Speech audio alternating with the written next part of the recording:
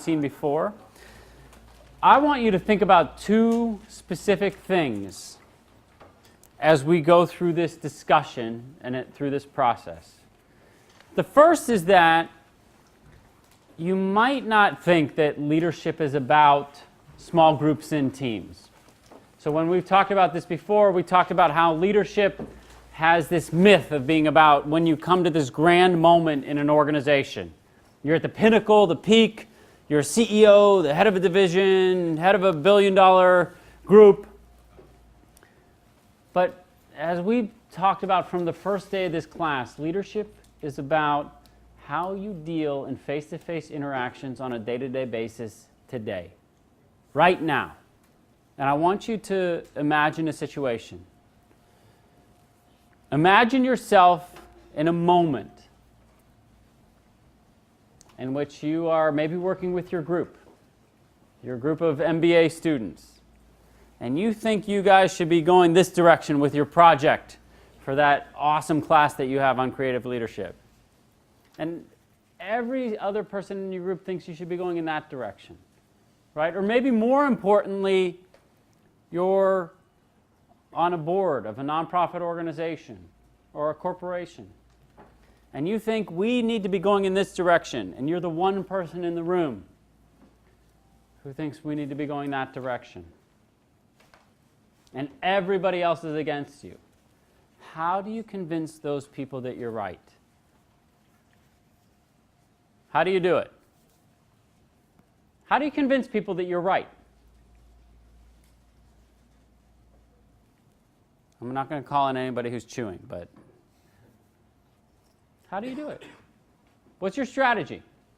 You try to break it down into logical components so you can build a foundation of logic and have them follow you from the bottom up so they can see exactly the way you see it. Okay, so make an argument. Make a logical argument, break it down. Okay, so you make an argument.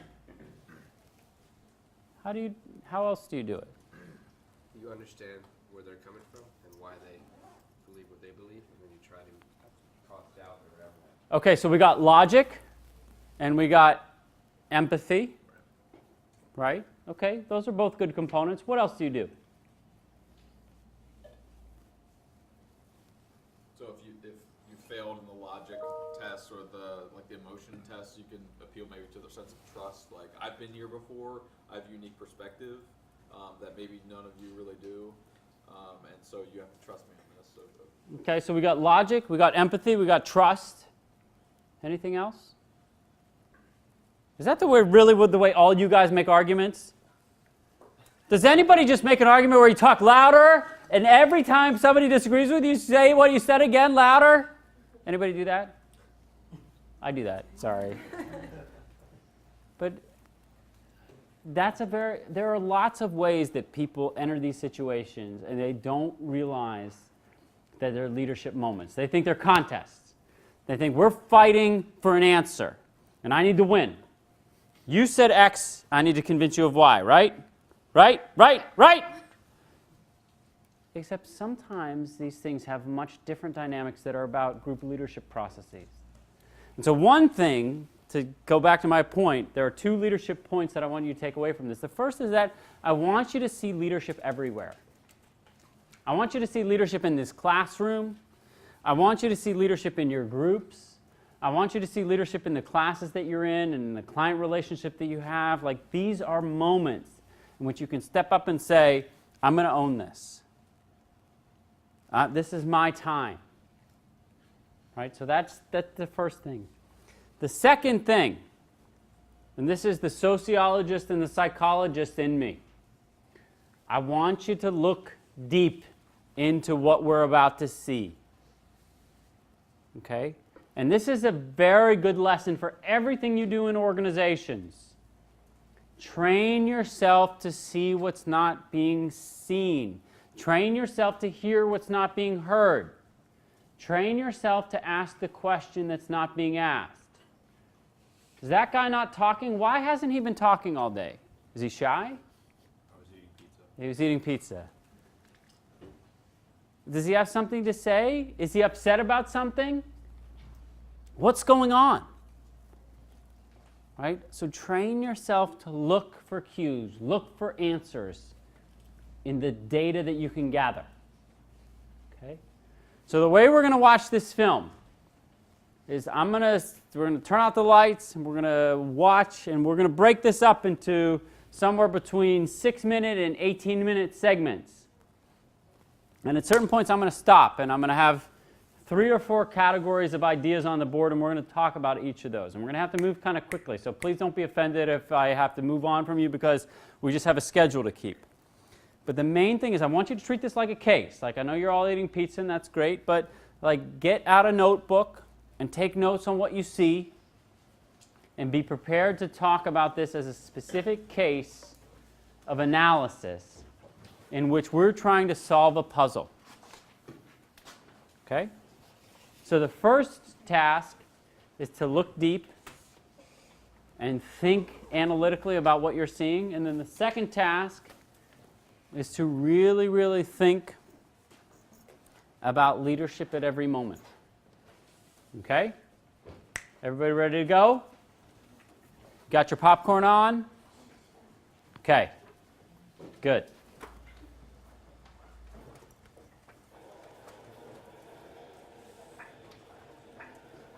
Hope this is going to be loud enough.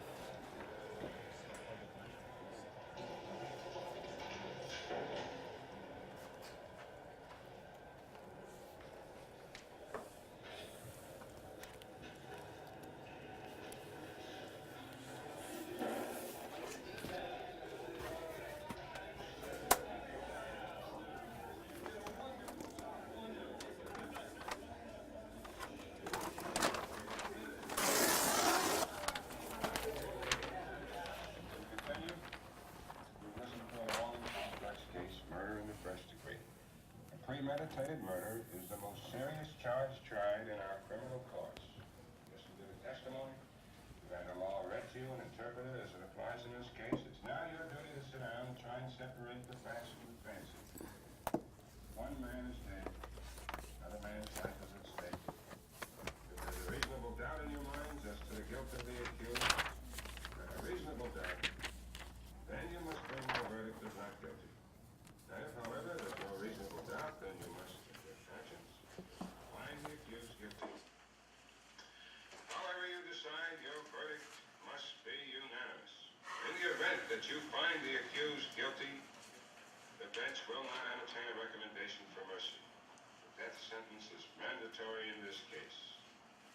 You're faced with a grave responsibility. Thank you, gentlemen. The alternate jurors are excused.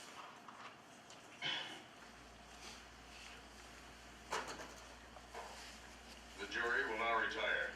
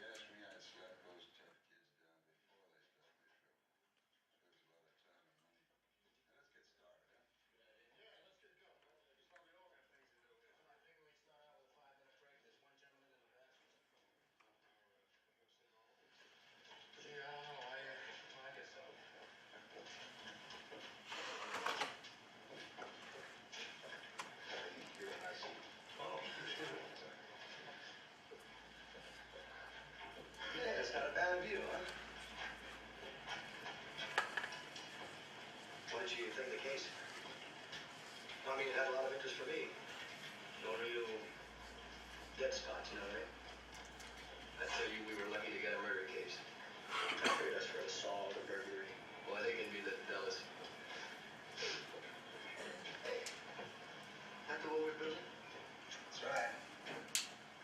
Isn't that funny? You know, I've lived here all my life. I've never been inside that. You got this, all that junk. That thing with the movies. Hey, say that again. What about that business with the knife? I mean, asking grown-up people don't believe that kind of jazz, huh? You would have expected that. You know what we're dealing with. Yeah, I guess. When your horn works, now try your lights. What are you gonna call? And how these hot weather colds can kill you. Oh, hardly touch my nose, you know what I mean? I sure do. Just got over one. Oh, come on, Mr. Foreman. Let's go here, huh? Well, the guy stole the bathroom. Hey, what's more, I didn't get a chance to see if they sold tomorrow. I was only wondering how the market closed. You got a seat on the exchange? I'm a broker. I run a messenger service. The Beck and Call Company. The name was my wife's idea. Got 37 men working. Started with nothing. Okay, man, let's take our seats, huh?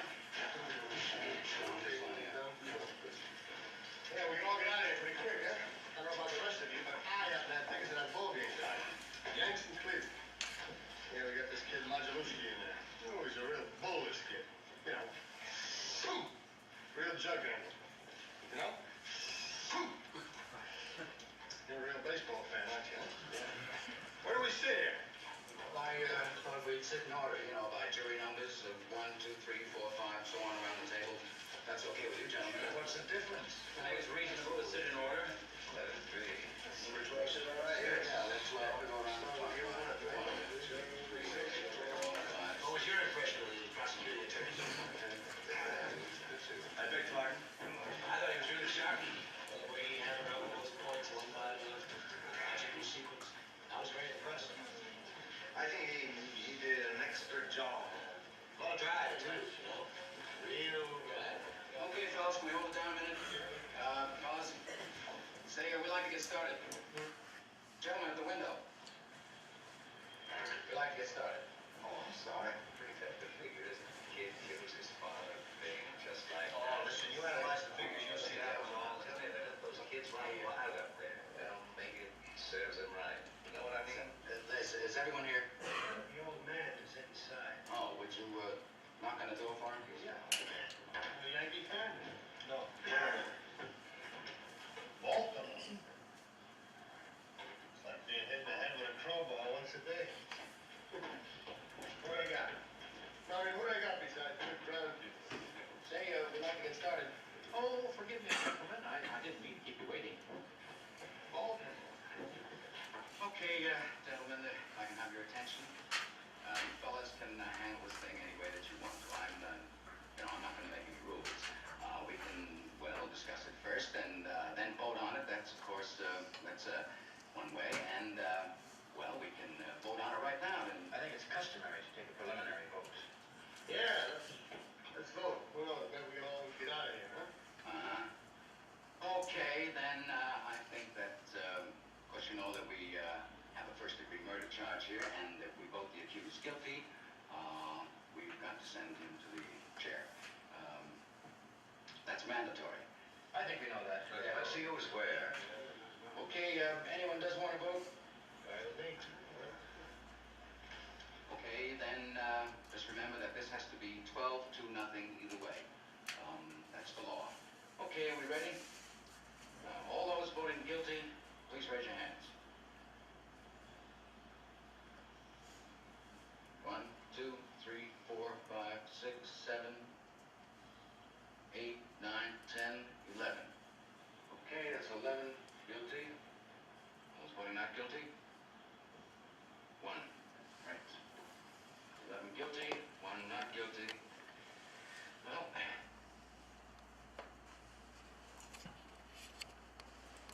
Okay, put a couple things up for you.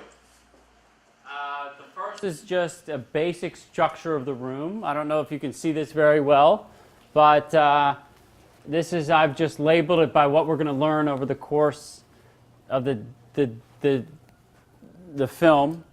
We have a foreman who's actually the foreman of the jury. Some of these jobs are told to us over the course. We have a bank teller, guy who's the head of the messenger service, a stockbroker, a man from the slums, a painter, a salesman, an architect, an old man, garage owner, watchmaker, and an ad man. Okay, that's just to kind of give us some reference points for who to talk to. And I've put up 3 things that I want to talk about for the next couple of minutes. I asked you as we started out to think deeply about social structure. Think deeply about what it is that you're observing. What do you see that others are maybe not seeing? And how does that relate to leadership? So I have 3 questions, and forgive me if as you're answering questions, if I, as with our strategic alignment analyses, if I put you off and say, not that yet, we'll get to that. But I want to handle each of these in turn. First, what is the social structure? Who has power or authority, and what kinds of power do they have? And why is Davis, who's the architect, Henry Fonda, the protagonist of the film, why is he not engaged? Okay? So we're going to talk about each of those in turn very quickly. What's the social structure? What do you notice? Think about this as a mini organization. I was going to say one interesting thing coming into a jury is that you're taking 12 people who don't know each other and putting them together. So you don't have kind of prerequisite social interactions between them. But we did see a lot of kind of pairs of conversations, and we haven't seen large group conversations. Interesting. Okay, so first of all, it's kind of a disorganized social structure in the sense that most people don't know each other, but you start to see emergent social forms, right? So pairs, as you put it, people talking in pairs, and we want to talk in a few minutes about what that's about. But you start to see people clustering, okay? That's good. Just there are certain people that kind of make their way around the room, trying to engage a lot of people, others that wait to be talked or spoken to, and that just seems like their personalities are coming out. And that kind of leads to our second question of who has power and authority, but just as an observational point, there are differences in terms of how people handle rooms, right? There are differences in how people seize power and authority. And so we'll get to that in a minute, but just noting the differences is important. What else? Organized, disorganized? I noticed there are at least 3 people in the courtroom scene and in this scene where they're watching the nonverbal cues and they respond after they see how a certain other individual responds. You mean when they're voting? When they're voting, and also before they leave the courtroom, there's like one guy that looks back at the defendant and then like 2 others kind of look back after. So some people go through life as very confident and they're just sure that they know what's going on and they're walking down the street and they don't need to look at anybody. And some people actually are very nervous, right? Like they're affected by peer pressure, or they're affected by what their peers do, right? And so the point is that there are differences in terms of social influence, right? Good. Well, looks like they're sizing each other up, trying to determine where they think they fall. Okay. Okay. Any other things in terms of social structure? Just let's think organized, disorganized. Extroverts seem to have a natural power over introverts.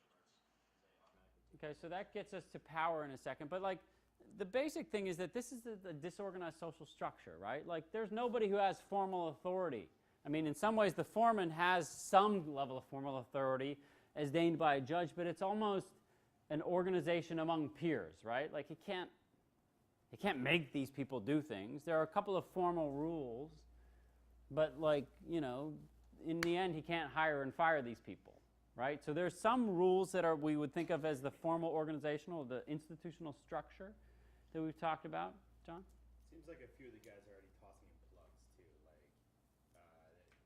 here and there they'll say, oh, so what do you think? Well, I definitely think that he's guilty. And Okay, and so that kind of comes to this point of like who is exercising power. Okay, so let's segue into the next question. Who's exercising power, and what kind of power are they exercising? I don't know what kind, but the guy with the hat, who's basically, well, let's get this over with, let's do this real quick, I got a game to go to. He's basically trying to insinuate to everyone else this is a cut and dry, really easy. There's only one way to view this problem, and he never says that, but by his time he's saying like it's going to take no problem, no time, and we'll just do it real quick. It insinuates that and implies that everyone should be thinking. So what kind of power is that? I would say it's like It's kind of just, in some ways, an extroverted or taking up space power, right? Like you've met people like that. It's like the example I gave at the beginning. There are some people you interact with and like you make an argument and they disagree with you and they make an argument louder and then they just, like there's just some way that people take up space, and that's an exercising of social power. So the salesman is exercising social power, right? He's just taking up space. He's loud. He says, I want to get this over with. Let's go, guys. What's wrong? And even the way he talks to the man from the slums. Like, Baltimore. That's like being hit with the head in a crowbar twice a day, right? Like, like it's just demeaning, right? He's just aggressive, right? Who else is exercising power? The guy who has the formal power, he's been given the position of power, but he's not exercising it. So when he started the conversation, it seemed like he had a direction he wanted to go to. He wanted everyone to discuss it and then vote. He hesitated when everyone else didn't, but he went along with it anyways. Right. Succumbed to. So there's another kind of power. The foreman has formal authority or formal power. It doesn't mean formal power. It's just an interesting thing for groups. People often want to be chairs of groups or the leader of a group. It's often the weakest position to be in because formal authority often doesn't mean much, right? Your ability to get people to do things means a lot, but your need to take a step back and be judicious often means formal authority. So it's kind of one of the first lessons of group dynamics is that formal authority is not the best kind of authority. But you're right. The foreman has formal authority. What else? The foreman also tried to hand out a bunch of papers to do a anonymous vote, and that did not happen. Okay, so he doesn't have a lot of power. Yeah. Okay, who else is exercising power? I would say the gentleman who voted not guilty. So let's hold off on him for a second. We're going to get to him. The guy who asked for his seat back from some guy. Okay, so he's actually somebody who, the man from the slums, kind of exerts what power he has to say, I belong in this social space. Who else? What about the guy, for example, who says, oh, I've been on 100 juries. I know what these are all about. I slap these kids down. Is that a kind of authority?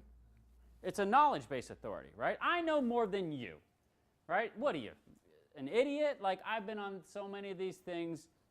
Listen to me. This is how it goes, right? So there's formal authority. There's social authority. There's knowledge-based authority. There's all kinds of power that you can take in a social situation. Now, what about Davis? Davis is Henry Fonda. He's the architect. So let me come back to you, since you mentioned him. What kind of authority is he? Oh, I think by stepping back and sort of surveying the situation, he seems to be figuring out kind of what the landscape is and where his opinion will get the most play. And so he waited and let everyone, put themselves. Well, so you're talking about the vote, but what about even before we get to the vote? I think he's surveying the atmosphere. I think he's being very thoughtful and stepping back and really running through his argument so that he can later back it up. But even before he's running through his argument, what kind of authority is he engaging in? John?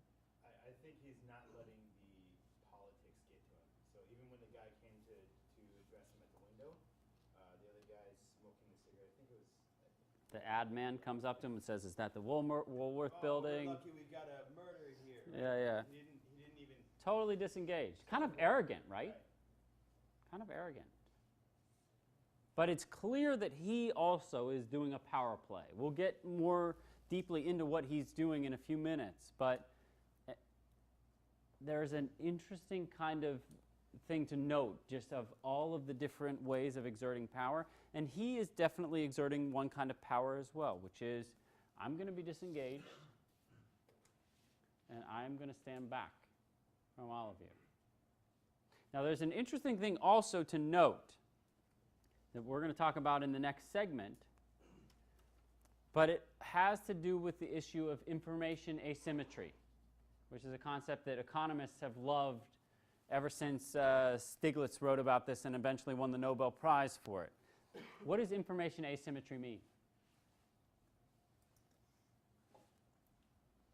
The different groups of people have different level of information about the same thing, and that level of information can be exploited by some groups over others. And those who have more information than those who have less have more power, right? So in some ways, just by not talking, just by disengaging and listening,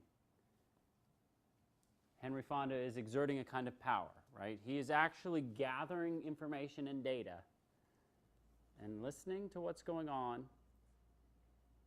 and then not revealing anything, right? So there's a kind of interesting information asymmetry. Okay, last point on this. I just want to point out he also has the minority power now, the power to stop the gears of the whole system, just like North Korea might.